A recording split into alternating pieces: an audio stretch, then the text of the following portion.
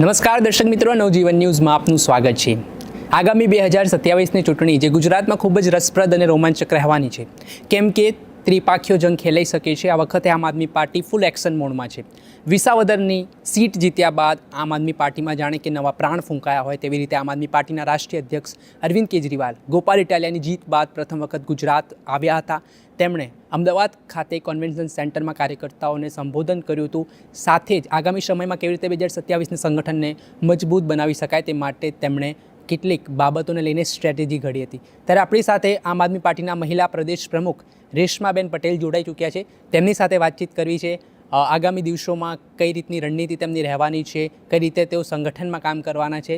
રેશમાબેન, સૌપ્રથમ તો નવજીવન ન્યૂઝમાં આપનું સ્વાગત છે। જે રીતે જોઈએ 2027ના પ્રાણ ગઈકાલે જ અરવિંદ કેજરીવાલે ફૂંકી દીધા છે। કઈ રીતે સંગઠન મજબૂત બનાવવાના કામો થશે, કેમ કે જે નારાજગીઓ હતી, જે અસંતોષ હતો પક્ષમાં પણ, એ તમામ બાબતોને ભૂલીને જે આમ આદમી પાર્ટી મજબૂત બને તે માટેના કયા પ્રયાસો રહેશે? ચોક્કસ અરવિંદ કેજરીવાલજીએ કાલે સદસ્યતા અભિયાન લોન્ચ કર્યું છે। એટલે કે અમે આમ આદમી પાર્ટીના જે સભ્યો છે, આમ આદમી પાર્ટીની વિચારધારા સાથે જે જોડાયેલા છે, આ દરેકને એક મંચ ઉપર લાવવાનો અમારો સૌથી પહેલો પ્રયાસ હશે અને એમાં અમને ખૂબ જ સફળતા મળી રહ્યું છે એવું કાલનું વાતાવરણ જોતાં ચોક્કસ લાગે છે। અને સાથે સાથે વાત આવે છે કે સંગઠન હોય ત્યાં સંગઠનને મજબૂત બનાવવા માટે ઘણા બધા ચડાવ ઉતાર પણ જોવા પડતા હોય છે। તો આમ આદમી પાર્ટી એ આમ જનતાની પાર્ટી છે। અહીંયા રહેલો એક એક કાર્યકર્તા એ ખૂબ જ સામાન્ય વર્ગમાંથી આવે છે, સામાન્ય ઘરમાંથી આવે છે, પણ એની વિચાર સામાન્ય નથી, એનો ઈરાદો બહુ ઊંચો છે અને એ ગુજરાતની જનતા માટે પરિવર્તન લાવવા માટે, ગુજરાતની જનતા જે પીડાઈ રહી છે, યુવાનો હોય, મહિલાઓ હોય, આ દરેક લોકોની જે સમસ્યા છે, આ સમસ્યાના સમાધાન માટે આમ આદમી પાર્ટી રોડથી લઈ એટલે કે પંચાયતથી લઈને પાર્લામેન્ટ સુધી લડવા તૈયાર છે। રેશમાબેન, તમે કહી રહ્યા છો કે આમ આદમી પાર્ટી લડાયક મૂડમાં છે, પણ વિસાવદરની ચૂંટણી પણ ગઈ, એ સમયે તમારી નિષ્ક્રિયતા છે તે આંખે ઉડીને વળગે પાર્ટીને એ પ્રકારની હતી, તો શું નારાજગી હતી પાર્ટી જોડે? કેમ કે તમે પહેલાં એવા દાવેદાર માનવામાં આવતા હતા કે રેશમાબેન પટેલ વિસાવદર માટે સક્ષમ છે, ત્યાંના સ્થાનિક છે, પછી અચાનક પાર્ટીએ નિર્ણય બદલ્યો, તો એમાં શું નારાજગી રહી ગઈ? નહીં, હા, દાવેદાર સક્ષમ એ તો હવે હું તો નક્કી નહીં કરી શકું, પાર્ટી જ નક્કી કરશે। અને હવે આ સવાલનો જવાબ પણ હું એવું માનું છું કે નારાજગી આ તે એ બોલવું હવે મને યોગ્ય લાગતું પણ નથી। વાત એટલી જ છે કે જ્યારે કામ કરતા હોઈએ છીએ ત્યારે એક ઉમ્મીદ અને આશા સાથે એટલી જ આશા હોય કે ગુજરાતની જનતા માટે તાકાત કેમ વધારીએ। પણ ઠીક છે, અમે લોકો મજબૂતાઈથી કામ કરીશું, એવી કોઈ નારાજગી મેં પહેલાં પણ કીધેલું કે મને એવી કોઈ નારાજગી નહોતી। વાત એટલી જ છે કે જ્યારે મીડિયાને એમ છે કે રેશમાબેન તમે સક્ષમ હતા, રેશમાબેન તમે સક્ષમ હતા, આવા સવાલો પૂછે છે ત્યારે મારી પાસે જવાબ દેવા માટે કંઈ હોતું નથી। એટલું ચોક્કસ છે કે ગુજરાતની જનતા માટે મેં રોડથી લઈ અને સરકારને હલાવવા માટે જે કામ કર્યું છે, જનતાના પ્રશ્નોને લઈને મેં જે અવાજ ઉઠાવ્યો છે અને એના સાક્ષી ગુજરાતની જનતાને સાથે તમે મીડિયા જગત પણ છો, એટલે મારે હવે વિશેષ વાત કરવાની જરૂર નથી। મારી પ્રામાણિકતાથી મારી આમ આદમી પાર્ટીને જેટલું પણ હું લોકો સુધી પહોંચાડી શકું, ઘર ઘર સુધી પહોંચાડી શકું, અમારી વિચારધારાને અને અરવિંદ કેજરીવાલજીનું જે સપનું છે એ ગુજરાતમાં અમે સાકાર કરીએ। માત્ર સપનું અમારું સરકાર બનાવવાનું નથી, પણ પરિવર્તન લાવવાનું છે। એ પરિવર્તન જે તમે દિલ્હીમાં જોયેલું હતું, અરવિંદ કેજરીવાલજીએ સૌ પ્રથમ મહિલાઓ માટે વિચાર્યું, એમણે ટિકિટો ફ્રી કરી, બસમાં ટ્રાવેલિંગ ફી ફ્રી કર્યું અને જે 1000 રૂપિયા સન્માન રાશિ આપવાનું જે વાત કરી હતી એ માનનીય અરવિંદ કેજરીવાલજીએ કર્યું હતું અને એની કારણે જ ભાજપે મધ્યપ્રદેશમાં મજબૂર થઈને મહિલાઓ માટે વિચારવું પડ્યું। તો અમે ઈચ્છીએ છીએ કે ગુજરાતમાં 30 વર્ષથી સરકાર ભોગવી રહી છે ભાજપ, તો ભાજપે પણ આ મહિલાઓના મુદ્દાઓને લઈ અને આગળ આવવું પડશે, મહિલાઓના વિકાસને લઈને મહિલાઓને સન્માન રાશિ આપવી પડશે।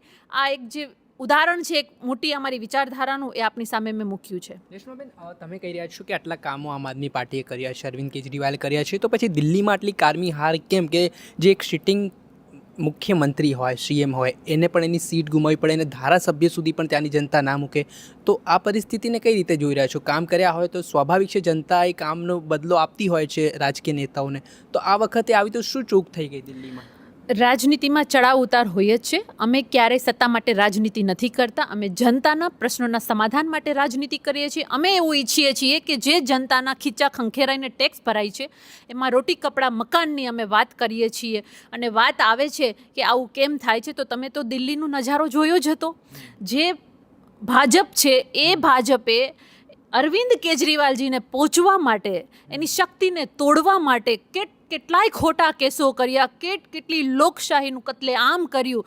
તો આ વસ્તુ પણ જનતા જોવે છે. એટલે હાર જીતમાં પડીએ એના કરતાં પણ એ વિચારીએ કે જનતા માટે અરવિંદ કેજરીવાલજીએ જે પરિવર્તનના નીંવ નાખ્યા હતા, આશા એટલી જ રાખીએ છીએ કે ભલે અમારી પાસે સત્તા નથી પણ એ નીંવ છે ને એને ડગમગાવે નહીં આ ભાજપ પોતાના ભ્રષ્ટાચારમાં. એટલી જ અમને આશા છે.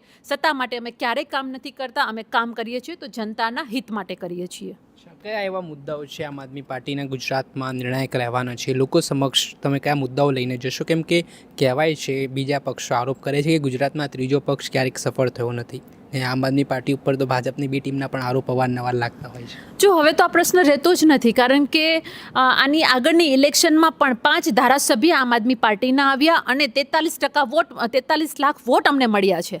તો આનાથી મોટી તો સફળતા શું હોઈ શકે? એટલે આ કોઈ સવાલ જ નથી. પંજાબમાં પણ અમે પેટા ચૂંટણી જીત્યા, અહીંયા પણ અમે પેટા ચૂંટણી જીત્યા છીએ. એટલે ત્રીજો પક્ષ ચાલતો નથી. અમે અમારી જાતને ત્રીજો પક્ષ માનતા નથી. અમે વિકલ્પ માનીએ છીએ.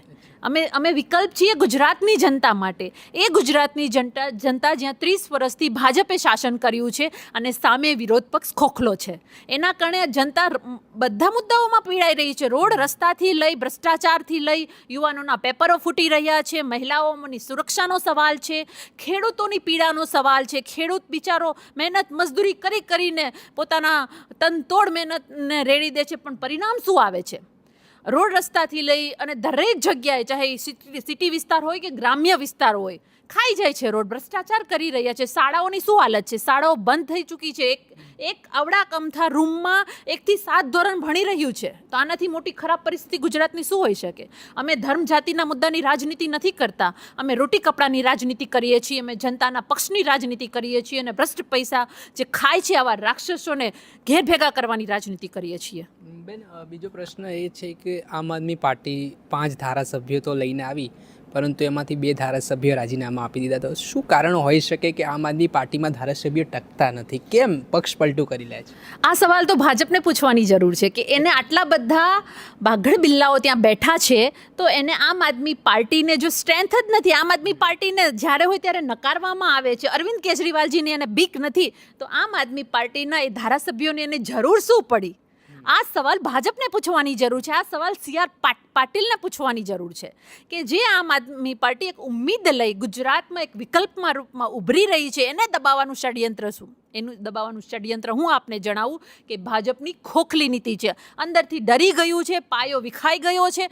એમને ખબર છે કે ગુજરાતમાં અમારી પાસેથી સત્તા કોઈ છીનવી શકે તો એકમાત્ર છે આમ આદમી પાર્ટી, એ છે અરવિંદ કેજરીવાલ. બેન, કેટલું સરળ રહેશે? કેમ કે કેન્દ્રીય ગૃહમંત્રી અમિત શાહ હોય કે વડાપ્રધાન નરેન્દ્ર મોદી હોય, એમનો ગઢ માનવામાં આવે છે. છેલ્લા 30 વર્ષથી શાસન છે અને આ વખતે ઐતિહાસિક 162 બેઠકો હાલમાં પ્રવર્તમાન સ્થિતિ પ્રમાણે છે. તો કેવી રીતે? કેમ કે 2022માં પણ દાવા થયા હતા આમ આદમી પાર્ટી તરફથી કે અમે સરકાર બનાવી રહ્યા છે. તો કેવા પડકારો જોઈ રહ્યા છો ભાજપ સામે? કેમ કે એમની પાસે સંગઠનો છે, પેજ પ્રમુખ છે, આટલી મોટી તમામ વસ્તુ, મસલ પાવર, મની પાવર, તમામ વસ્તુ એમની જોડે છે. આપણે જ્યારે અંગ્રેજો સામે લડતા હતા ત્યારે આપણી પાસે કંઈ હતું નહીં. અંગ્રેજો પાસે બહુ પાવર હતો, પણ આપણી પાસે હિંમત હતી, શક્તિ હતી અને જનતા હતી. તો આપણે આઝાદી મેળવી લીધી ને. તો આ જેટલા પણ પ્રપંચો કરશે, જેટલું પણ દંભ કરશે, સામ દામ દંડભેદનો ઉપયોગ કરશે, તંત્રનો દુરુપયોગ કરશે, પણ જનતાને નહીં ડરાવી શકે. જનતા એને યાદ કરાવશે કે તમે અમારા બાપ નથી. આ જનતા, લોકશાહીમાં જનતા સરકારનો બાપ હોય છે. એ વાત જનતા જવાબ આપશે. એટલે અમે ચોક્કસ જીતી શકીશું. જનતાના સહારે જીતીશું અને આ ભ્રષ્ટ ભાજપને ભગાડીશું, એમને પૂરો વિશ્વાસ છે. અરવિંદ કેજરીવાલ ઉપર પણ કૌભાંડ, ભ્રષ્ટાચારના આરોપો લાગ્યા. એમના નાયબ મુખ્યમંત્રી દિલ્હીના મનીષ સિસોદિયા, સંજયસિંહ, એ તમામ ઉપર ભ્રષ્ટાચારના આરોપ બાદ આમ આદમી પાર્ટીની છબી ઉપર પણ એક મોટી અસર પહોંચી છે. લોકોનો વિશ્વાસ ડગમગ્યો છે અમુક જગ્યાએ કે ભાઈ આ પાર્ટીમાં જ મુખ્યમંત્રી જો કૌભાંડ કરતું હોય, એવું ભ્રષ્ટાચાર કરતું હોય, તો કેવી રીતે ભ્રષ્ટાચાર વિરોધી વાતો કરી છે? આ વાતો ઉપજાવેલી છે, આરોપો લગાડવામાં આવ્યા છે. એ માત્ર ને માત્ર આરોપો છે. કોઈ હકીકતમાં એવું બન્યું નથી. દબાવવા માટે એ દિલ્હી સરકારને હેરાન કરવા માટે અને આમ આદમી પાર્ટીના કાર્યકર્તાઓના મોરલ તોડવા માટે ભાજપે આ કૃત્ય કર્યું છે. એ સૌ આખો દેશ જાણી રહ્યો છે. એટલા માટે હું એટલું કહીશ કે ભ્રષ્ટાચારની વાત આવે કે ગુંડાગર્દીની વાત આવે તો ભાજપે એના કોલરમાં ઝાંકવાની જરૂર છે, એના ઘરમાં જોવાની જરૂર છે કે કેટલા બળાત્કારીઓને તમે ટિકિટો આપો છો, કેટલા બળાત્કારીઓને તમે સત્તામાં પહોંચાડો છો, કેટલા બુટલેગરોને તમે ગુજરાતની સત્તા આપી છે, કેટલા ગુંડાઓને તમે તમારા પક્ષમાં બેસાડ્યા છે અને સંવિધાન રચે એવા જગ્યાએ પહોંચાડો છો. તો આ ભાજપે સમજવાની જરૂર છે. અમે તો સામાન્ય વર્ગમાંથી આવતા જેની પાસે કંઈ જ નથી, માત્ર ને માત્ર હિંમત છે માથા દેવાની અને માથા લેવાની, આવા કાર્યકર્તાઓની પાર્ટીમાં અમે છીએ. એટલે અમે અમારો સંઘર્ષ તો જારી રહેશે, અમારી સાથે સંઘર્ષ પણ વધારે જ હશે, પણ અમે હિંમત નથી હારવાના, કારણ કે જનતા અમારી સાથે છે ને જનતાનું દુઃખ અમારી સાથે છે અને આ દુઃખને હરવા માટે અમારી હિંમતથી અમે કામ કરીશું. બેન, શું કાલે જે ભાષણ આપવામાં આવ્યું, શું ટાર્ગેટો આપવામાં આવ્યા, કઈ રીતનું મેનેજમેન્ટ, ખાસ કરીને મિટિંગ પણ કરવામાં આવી, શું ખાસ વસ્તુઓ પર ભાર આપવામાં આવ્યો? અમે લોકો અમારા સંગઠનને ઘર ઘર સુધી પહોંચાડવા માંગીએ છીએ અને આમ આદમી પાર્ટીનું સંગઠન ખૂબ જ મજબૂત બનશે એ રીતે અમે આખી રણનીતિ ઘડી છે, જેથી કરીને અમે અમારી સાચી વાત ઘરે સુધી પહોંચાડી શકીએ, લોકો સુધી પહોંચાડી શકીએ અને વોટર્સ સુધી પહોંચાડી શકીએ. અને મહિલાઓને લઈને પણ ખૂબ જ જાગૃતતાથી આમ આદમી પાર્ટી કામ કરવાની છે. 50% વોટર્સ મહિલાઓ છે, તો મહિલાઓના પ્રશ્ન પણ અનેક છે, મહિલાઓની પીડા પણ અનેક છે.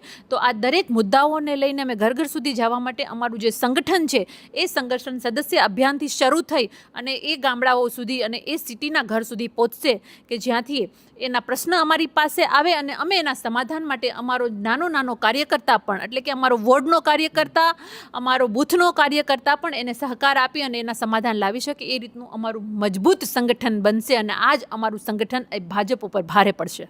અચ્છા, શું કહેશો, વિસાવદરમાં ગોપાલ ઇટાલિયા જીતી ગયા છે, ધારાસભ્ય બની ગયા છે, એમનો પણ લાંબો સંઘર્ષ રહ્યો છે આમ આદમી પાર્ટીમાં, નેતાથી રાષ્ટ્રીય અધ્યક્ષ, પ્રવક્તા જે સહિત એમને હોદ્દાઓ મળ્યા છે, તો કઈ રીતે જીતને જોઈ? હા, ચોક્કસ રીતે અમારી પાર્ટીનો એક કાર્યકર્તાની મહેનત હતી. એ સીટ અમારી પહેલાં પણ જીતેલી હતી અને ત્યાં જે કાર્યકર્તા હતો ને, જ્યારે આ ભાઈ વંડી ઠેકીને ગયા, ભૂપતભાઈ વંડી ઠેકીને ભાજપમાં ગયા, ત્યારે અમારો કાર્યકર્તા ખૂબ જ સક્રિયતાથી લોકો વચ્ચે ગયા. અમે લોકો વચ્ચે ગયા અને લોકોને વિશ્વાસ અપાવ્યો કે આ એક વ્યક્તિ ફર્યો છે, પાર્ટી નહીં. આ વ્યક્તિની કમજોરી છે, પાર્ટીની નહીં. તો ફરી પાછો પાર્ટી ઉપર લોકોએ વિશ્વાસ કર્યો અને એના સ્વરૂપે એક વધારે એમએલએ ગોપાલભાઈ મળ્યા. તો એ અમારા માટે ગૌરવની વાત છે, ખુશીની વાત છે. અને આગળ પણ અમે આશા રાખીએ કે 182 સીટમાંથી 150 સીટ અમારી હશે, આમ આદમી પાર્ટીની હશે અને અમે સત્તા ઉપર બેઠા હશું ને ગુજરાતની જનતાની ખુશી માટે અમે જે કાર્યો કરશું ને એ ગુજરાત જોશે. બેન, મારો છેલ્લો પ્રશ્ન, 2027ની ચૂંટણી, રેશમા પટેલની શું ઈચ્છા છે? રેશમા પટેલ ચૂંટણી લડશે તો કઈ સીટ ઉપર લડવાની વધારે ઈચ્છા છે? એ નિર્ણય મારી પાર્ટી કરશે. પાર્ટીને મારામાં ક્ષમતા લાગશે, પાર્ટીને એવું લાગશે કે રેશમા પટેલને ટિકિટ આપવી જોઈએ તો એ આપશે તો લડીશું. નહીંતર આજ પણ રોડથી લઈને ઘણા મુદ્દાઓને લઈને આંદોલનો કર્યા છે, ગુજરાતની જનતાની સેવા કરી છે. તો પાર્ટીના સંઘર્ષો સાથે પાર્ટીને મોટી કરવામાં જે પણ યોગદાન આપી શકશું, સંગઠનને લઈને જે પણ યોગદાન આપી શકીશું ને સરકારની આંખો ખોલવા માટે જે પણ આંદોલનો કરવાના છે કરતા રહીશું. મને ટિકિટ મળે, સીટ મળે એનો નિર્ણય હું સંપૂર્ણપણે પાર્ટી ઉપર છોડું છું. બેન, પ્રશ્ન એવો હોય છે કે તમારા જેવા આંદોલનકારી સમાજમાંથી આવતા હોય છે, પછી સમાજ એમને મોટો બનાવે છે, કાલ ઉઠીને ધારાસભ્ય બને છે, મંત્રી બને છે, તો પણ એ વસ્તુ જ્યારે સમાજને ખરેખર એ વસ્તુની જરૂરિયાત હોય કે ભાઈ અહીંયા હવે સમાજને જરૂરિયાત છે નેતાઓની કે તમે ઊભા રહો, તો એ પરિસ્થિતિમાં કેમ તે પાર્ટીના બની જાય છે? શું એવી પરિસ્થિતિ, શું એવા કારણો ત્યાં જોવા મળતા હોય? આંદોલનકારી ક્યારેય નેતા બની નથી શકતો. અમે નેતા નથી, અમે આંદોલનકારી જ રહીશું, ચાહે કોઈ પણ પદ ઉપર હશું.